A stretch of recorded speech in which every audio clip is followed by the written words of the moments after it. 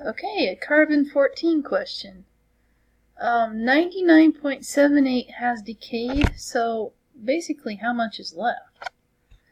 If we assume that it started with, let's say, 100 grams, and 99.78% is left, or has gone, pull up the calculator, turn it on, quit, clear, 100 minus 99.78%, we're talking grams here, so about 0.22 is what's left. Well, we are going to, the easiest way to do that is to just graph two lines and see where they intersect. So 0.22 grams is left. When we were looking at 100, because we were starting with 100 grams, 0.9997879 raised to the x power. So we have to go up to at least 100. Let's see. So let's say 120.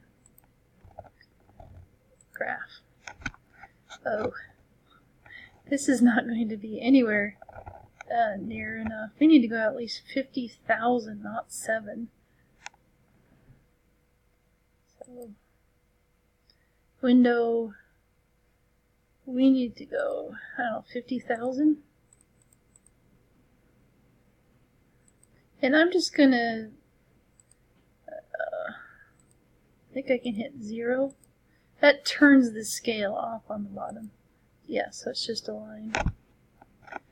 Okay, so here's the decay.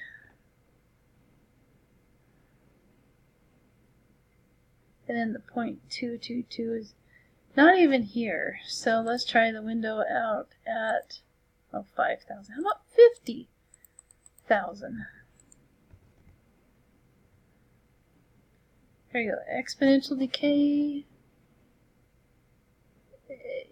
Maybe it did. Let's see if it is big enough. 5.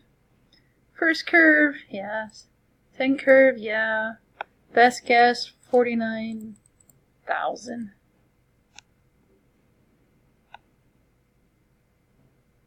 Okay, I don't think it's big enough because, yep, no sign change. It didn't cross. So I'm going to change the window to 100,000. 1, 2, 3, 4, 5. And now it's going to go, woo! Really fast. And, okay, so second, calc, intersect, first curve, second curve, 99,000. Oh, not quite. 50,563. They want the nearest 1,000. So probably 51,000. 51,000 years. Yeah, that's how you do it.